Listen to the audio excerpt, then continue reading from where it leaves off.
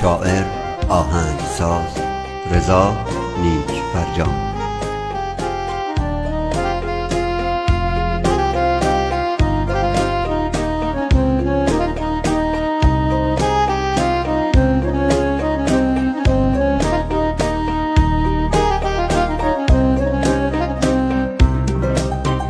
سلطان غم چشم و چراغم مادر، تنها گلزار باغم مادر، بعد از خدا تنها امیدم مادر، من با دعایت رو سفیدم مادر.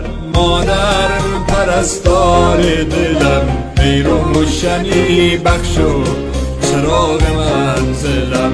مادر پرستار دلم، ای روشنی بخش و چراغ منزلم.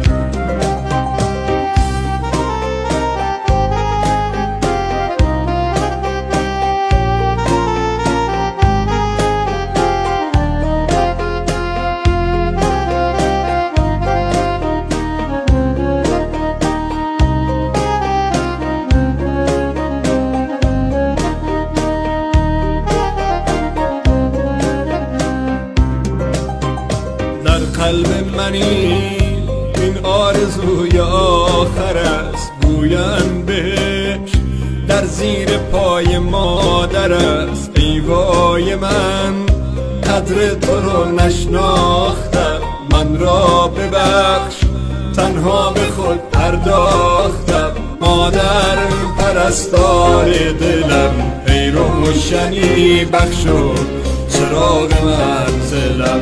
مادر پرستار دلم، ای روشنی بخش و چراغ منزلم. تو با بدیم ساختی و سوختی، تنها چراغ خانه را افروختی. هر جمعه ها چشمت به قاب جاده ها، شاید بیاید اما یجیب جاده ها. مادر پرستار دلم، ای روشنی بخش و